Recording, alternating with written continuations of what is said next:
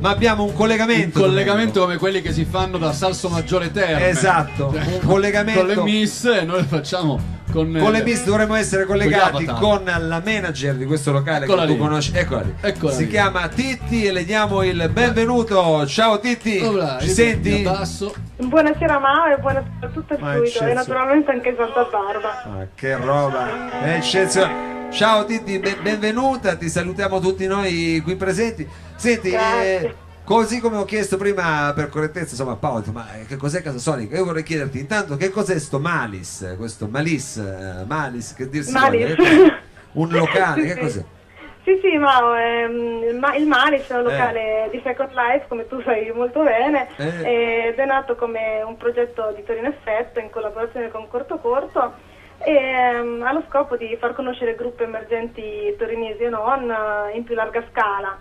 Cioè il Malice, in poche parole, non è un locale come tanti altri in Second Life. Infatti noi siamo stati i primi a portare la realtà musicale nel virtuale. Infatti, come stasera per sentire voi, abbiamo usato delle tecniche particolari, delle apparecchiature che ci hanno permesso di essere comunque all'avanguardia in questo caso. E noi di questo vi siamo grati e non vi ringrazieremo mai abbastanza. Però insomma quest'anno avremo una collaborazione ancora più stretta, perché in qualche modo sarete voi coloro i quali si prenderanno, diciamo, in custodia i gruppi che passeranno, diciamo, la prima selezione qui e li farete suonare praticamente nel vostro locale. Cosa succede quando si suona in un locale in Second Life? Cosa si sente? Si vede qualcuno? Che cosa succede? Mao, sì, questo è vero. Ci sono degli avatar lì che suonano, ma c'è della gente vera che suona dietro questi avatar, insomma non è una roba virtuale.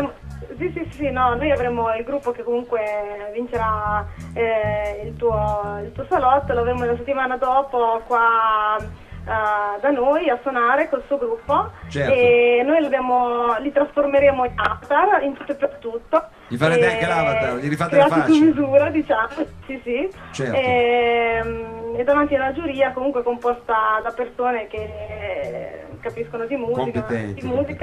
Sì, è Senti, un capo comunque di giuria. Tra l'altro, scusami Titti, ma tra l'altro, visto che collaborerai, tu conosci Paola di Casasonica, la conosci? Esatto. La conosci già? Allora te la faccio salutare. Piacere Questi Paola. incontri così virtuali. Va bene Titti, noi come dire ti ringraziamo intanto di essere venuta con noi questa sera, ma come dire ci diamo appuntamento immediatamente la prossima settimana, allora quando poi lanceremo il primo gruppo da far sentire, diciamo, su Second Life. Sì, grazie Mao e grazie a voi per questo. Titti, grazie a te e un saluto a tutti quelli del Malice. Ciao Titti. Ciao. Bel applauso, arrivederci, grazie. Paola, grazie mille, ci vediamo la prossima settimana, magari per cantare anche un pezzo, che tu canti. Dai, ci cantiamo una canzone, dai, facciamo un duettino. Facciamo un duet. Grazie anche a Paola di Casasonica, thank you very much. Ma se non mi sbaglio, questa ambientazione mi ricorda vagamente l'ambientazione del famoso film Non è un paese per vecchi, cioè sembra proprio la scena finale. Ma lei è un è un cinefilo, sono io. Allora, mi garbano i cani. Necrofilo. Domenico, è un necrofilo più che altro. Un necrofago. Non me lo incasinare. Allora, Domenico, bene. Stiamo per arrivare alla fine. Io vorrei, diciamo, poi tutte queste parole riuscire a farle svolgere in maniera un po' Abbiamo differente. parlato però poco del buco nero o dei buchi neri. Siamo alle conclusioni, Domenico. Hai detto Lei che non fa niente. tiri le sue conclusioni velocemente, che siamo alla fine. Ma io volevo dire che insomma in un agone poetico con il maestro Catalano mi è piaciuto. vorrei citare a questo punto un mio epigramma veramente brevissimo. Sì. Un suo epigramma. Lei cita un suo epigramma. Attenzione, ragazzi, fate una moda della musica. No, lui non ce l'ha il contratto come Catalano, scusa. Il mio buco nero sono i tuoi perfidi occhi che inghiottirono la mia anima per mai più restituirmela. Ma Domenico, E con queste parole fatto dissolvo strappare. come Truffaut veramente l'effetto notte e me ne vado, meglio che essere qui che con voi. un Domenico Mungo più romantico e più noir del solito. Grazie. Questa sera al salotto. Allora Domenico, io vorrei chiamare su questo palco così magari per sentire anche così la poesia che fluisce da una parte all'altra, sai quando dici ma che ha fatto? Mi sono fatto una poesia. Vasi comunicanti di poesia. Vorrei chiamare qui il nostro poeta Guido Catalano. Maestro, un bel applauso.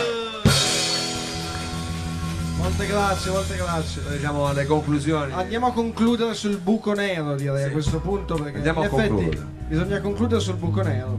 Concludiamo sul buco nero. Dobbiamo farlo, è giusto farlo. E io concluderei sul buco nero se lei... No, noi siamo proprio qua fuori. Noi ci diamo del tu.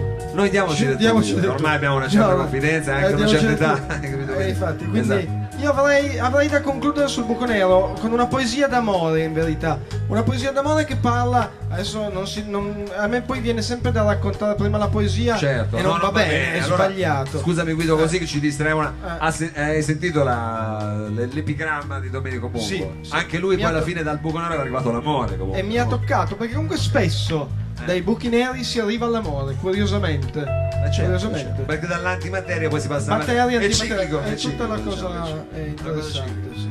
Va bene, allora io ti lascerei concludere. Come si chiama però questa poesia? Questa poesia si intitola Faccenda d'amore. Faccenda d'amore, D'amore. Guido Catalano. Grazie, siete troppo buoni. È una storia strana in verità, è una storia strana, vi prego di ascoltarla perché è strana come storia questa. Fa così. Essa fin da piccina si era accorta che se inseriva qualcosa nella sua vagina, il qualcosa in questione scompariva, come che si disintegrava. Tipicamente non poteva usare assorbenti interni o vibratori. Il problema però fu quando fece la prima volta all'amore con un uomo. Egli infilò il suo coso nella sua cosa e disse: oibò, ho come una sensazione di avere perso qualcosa. Il portafoglio? Chiese lei. No, disse lui, mi sa che il mio pene è scomparso. Poi svenne. Il suo ginecologo, dopo aver perso molti strumenti del mestiere, chiamò un astrofisico. L'astrofisico, dopo aver perso una mano, chiamò un filosofo. Il filosofo perse il naso e se ne andò piuttosto innervosito. La ragazza entrò in una fase di tristezza infinita. Nessuno voleva fare all'amore con lei, piangeva molto si disperava. Poi arrivò un giovane uomo e le disse: io voglio. Lei disse: ma sei sicuro? Lui disse: certo che sì. Non hai paura che ti scompare il pene? Sì che ho paura, ma tu mi piaci. Anche tu mi piaci. Anche tu. Anche tu. Poi fecero all'amore per 49 ore. Alla 50ª lui uscì da lei con il pene e tutto. Erano molto stanchi e anche assai felici. Come mai? Chiese lei. Non lo so, disse lui. Secondo me, disse lei, è faccenda d'amore. In effetti era. Grazie.